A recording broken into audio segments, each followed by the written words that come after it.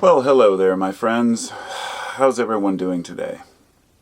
How do I start this? Welcome to Carpo's Corner, first of all.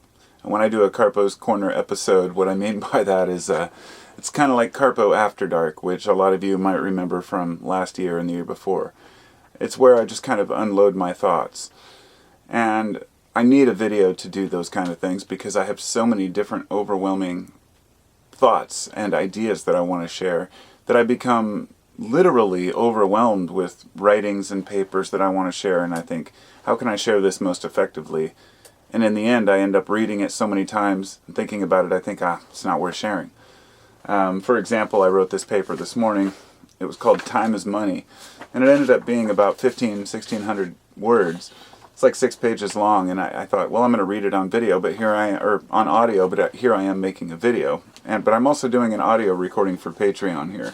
And I have another couple papers and one here about perceptions and whatnot. I'm going to get to that in a future video. I want to try to get into the main points I want to make in this one, just so I can clear the air with all these thoughts I have in my head. I wanted to talk about, protesting in Hong Kong and my grief with Antifa and all these other things relating to world issues. Can't go into that right now. I wanted to talk about Australia and the fires and how much I feel for the people over there who have to endure that. And also what a shitbag Scott Morrison is.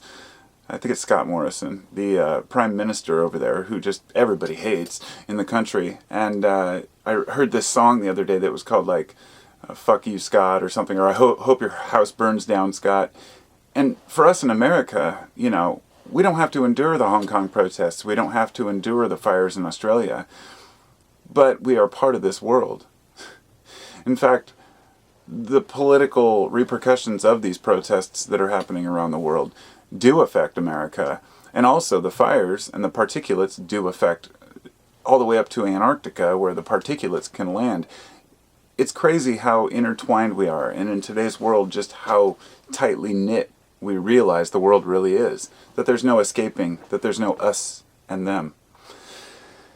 And throughout the day I have all these griefs and ideas, and I'm really fortunate that I can share them on YouTube.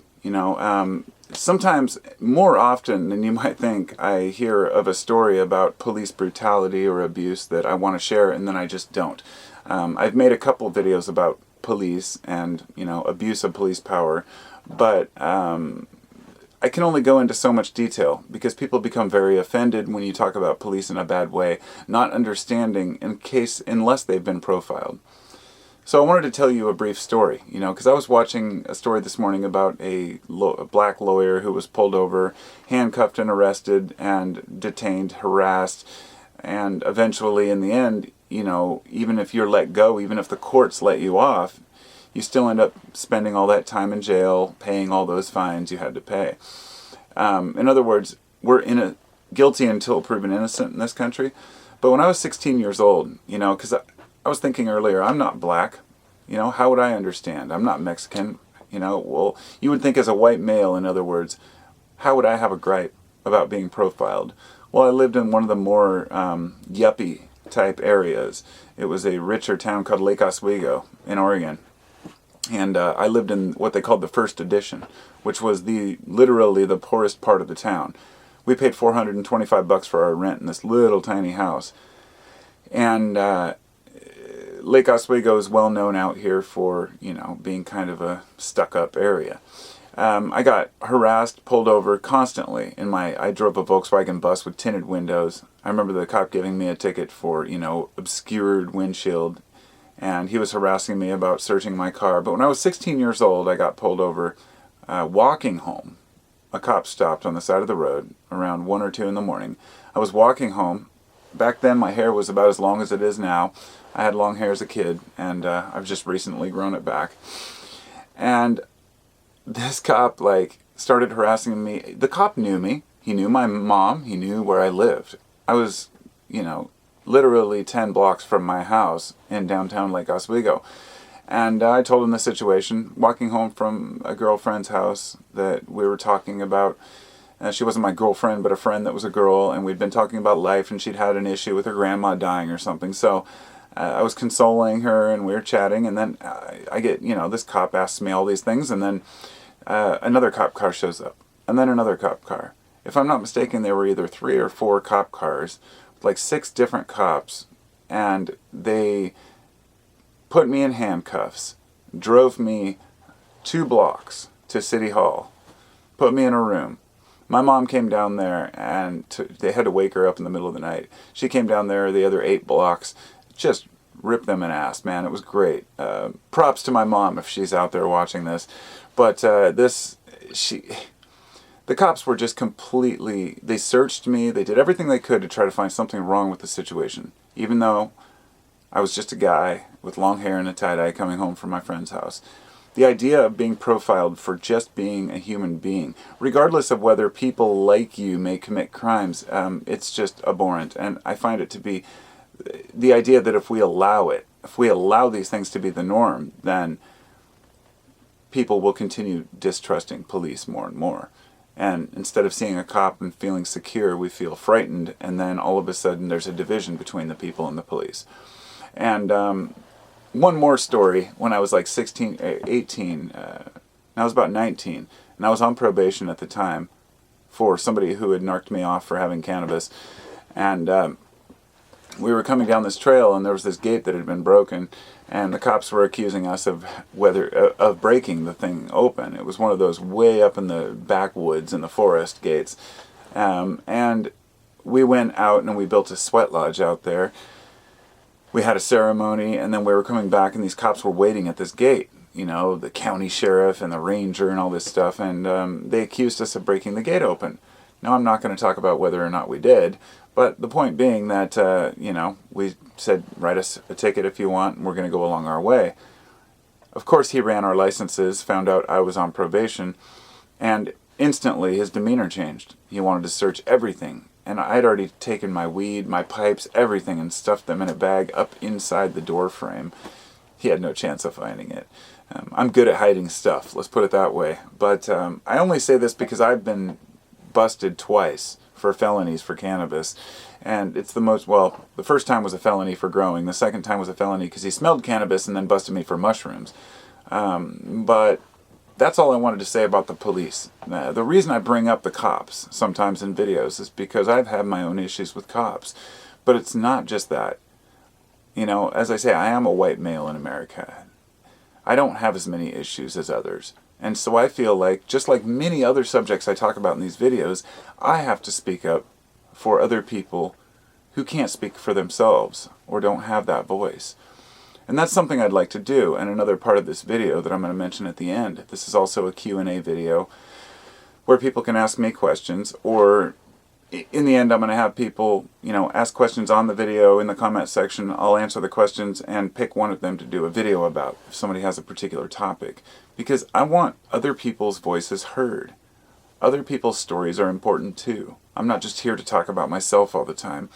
I really try to reflect important issues in the world in my videos. And you're not always going to agree with me, and I love that. That's fine. I have no problem with that.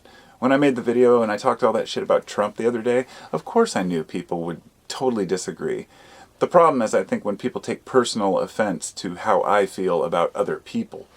Because that's the cult of personality. When you build when you're in awe of a certain person, like so many people are of Trump, they figure he can just do no wrong. A lot of these folks won't even admit that he could do one thing that's a mistake. That's not all people, it's just some of them. And so I'm willing to take the kickback when I speak about these things, because I think it's important, and it's an important topic for me. So that's why I do politics. And I only mention that because people say, oh, you should stay out of politics and, do your usual topics. And when I ask a question, usually my response to that is, what is my usual topic? Waiting. Everything I've done on this channel is completely random and different. I've tried to make every video something unique. And if there's a subject I've already covered, I'll wait at least a year to talk about it again. I try to, anyway. But, in this world of political games and these illusions of grandeur that so many people have, and the idea that we need progress in the world instead of contentment, that we need to keep moving forward the idea that our leaders can meet in a closed room and say, don't debate, don't question, don't ask questions, this is how things are. This is what's, what frustrates people and why people feel they have the need to speak out. So, like I said, when dealing with the political issues, it's never, for me, a partisan issue. I'm not a Democrat. I think that what the Democrats have done is absolutely abhorrent, and I'm actually going to make a video about that later, but that's a different story. I'm voting for Bernie Sanders. A lot of people just scoff at that, and they think, oh, he's a socialist. And I say, you know what? If we were willing to try Trump, why can't we try Bernie? That's my attitude on it. Hey, we're willing to take risks in this country to see what works. It's obvious that nobody can seem to figure out what is the best method. We've been promised health care over and over and over.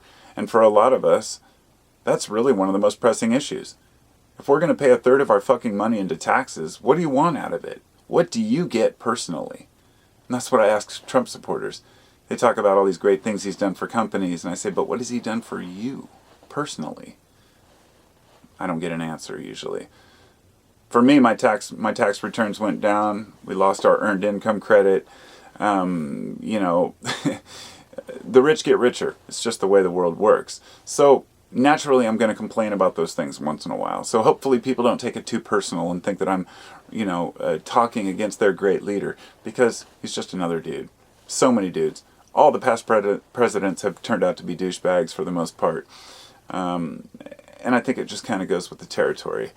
I'm just waiting for leaders to act on what they claim to, say that they're going to do. But the rules have broken down. Things have seriously changed in this world.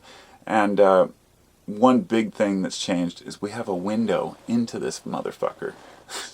That sounds wrong. For lack of a better term, man, it's insane.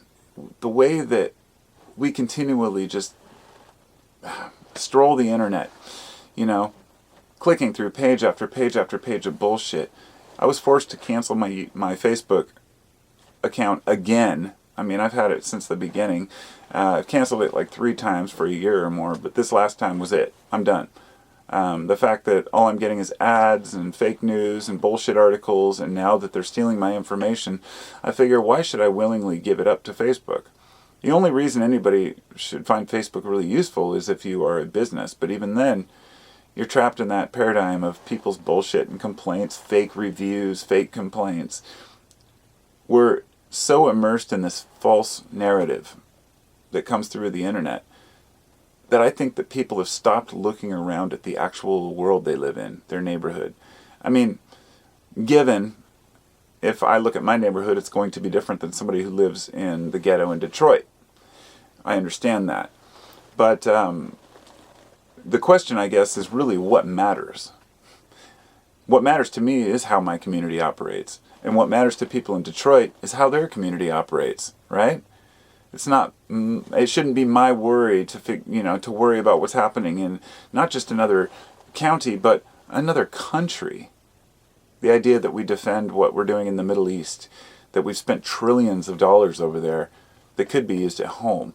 And in the video I made the other day, that was my main complaint, that it's kind of hard to come full circle and really get to the point on that.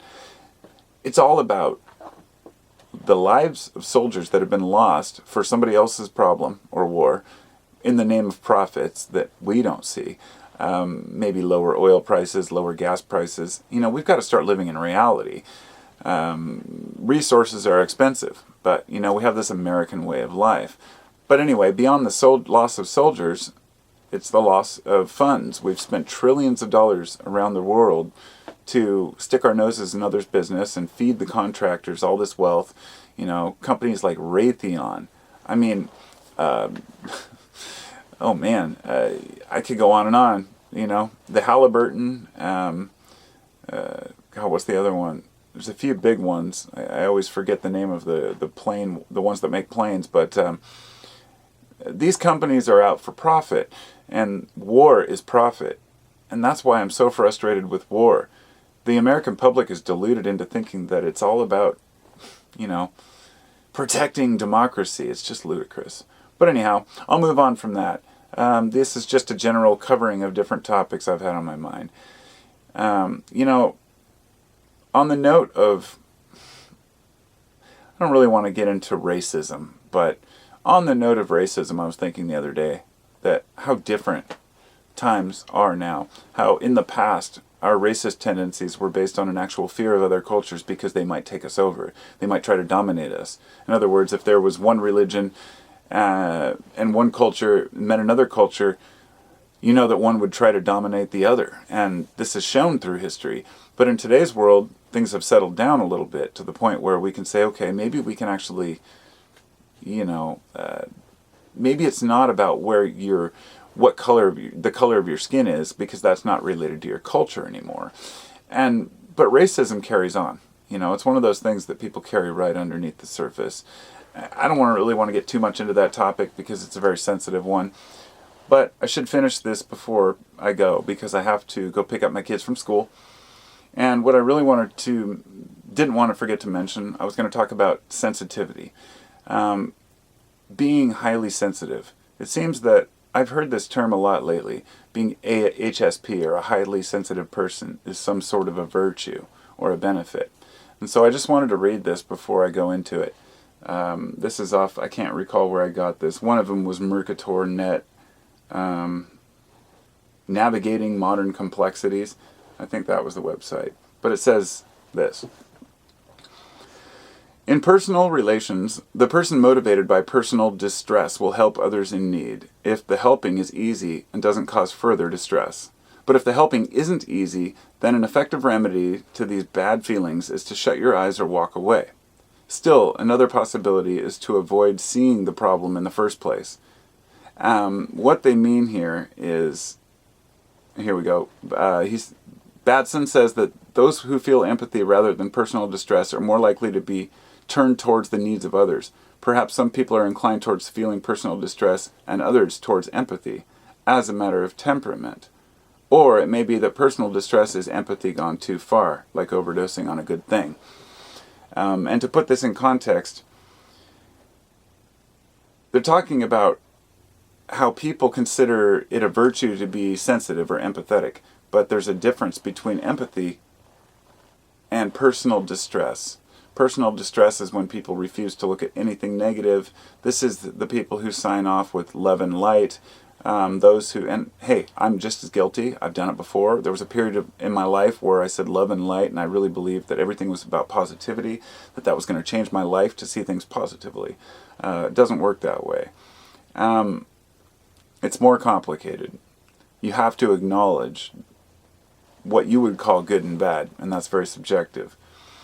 The next part says, this is from a different site, it says, the biggest challenge in high sensitivity is probably being vulnerable to sensory or emotional overwhelm. Taking in and processing so much information from both inner and outer worlds can be too much at times and result in more pain, fatigue, stress, anxiety, and other reactions.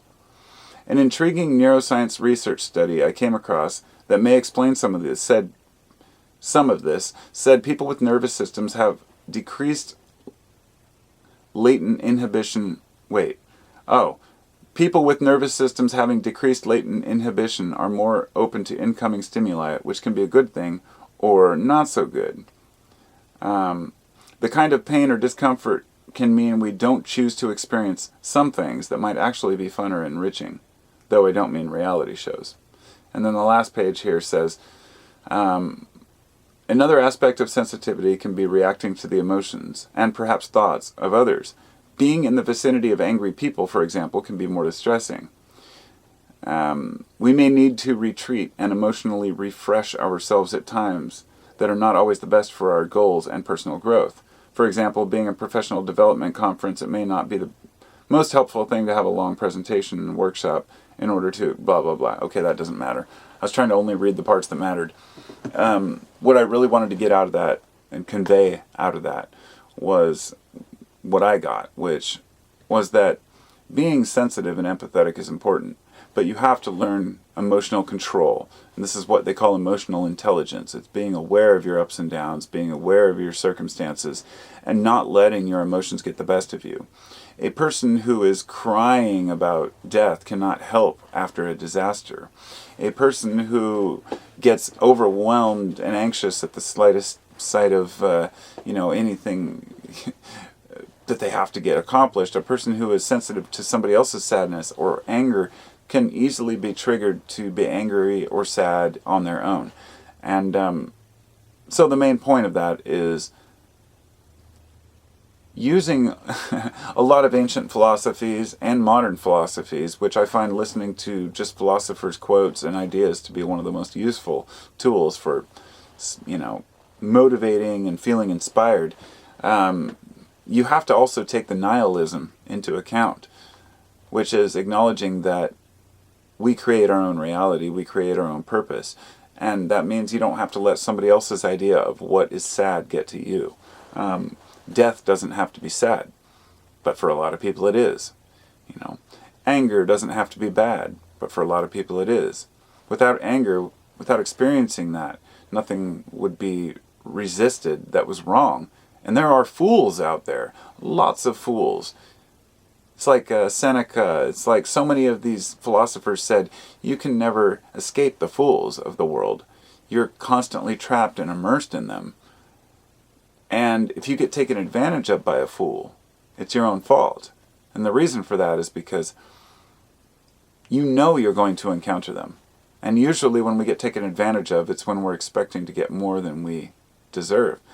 It's kind of like losing out on a, 10-to-1 deal, or, give me $5, I'll give you 25 back kind of thing. I think the best quote I heard on that was from Manly Hall, and he said, you cannot cheat an honest man. Basically meaning if you don't expect anything, you'll be happy with what you have. And so my message here is to live your life, to share, to do what you can, to explore all the different avenues. And that was my ramble for the day. I feel a lot better. Got all the bullshit out I wanted to talk about, except for the one last thing that I promised I would bring back up. To reiterate, this video is also a Q&A. If any of my subscribers have a question they would like answered, even though it's on a public forum, I realize that, leave a comment in the comment section. I will answer every single question I get. If it's just a comment, I might not. But if you have a question for me, leave it in the comment section. I will answer you to the best of my ability. And then in about a week, oh, there's the alarm. Got to pick the kids up. In about a week or so, I'll pick one of the topics, because I know not everybody uses YouTube every day. Give people a chance. I'll pick one or two of the topics and I'll make a video discussing them. And as always, thank you for watching. And to also mention again, for my patrons on Patreon, and I have a new patron, I can't recall her name, but thank you so much. For my patrons, you can always send me a message through Patreon for a specific video topic, and I'll make a video on it. That goes for all my patrons, even the $1 patrons.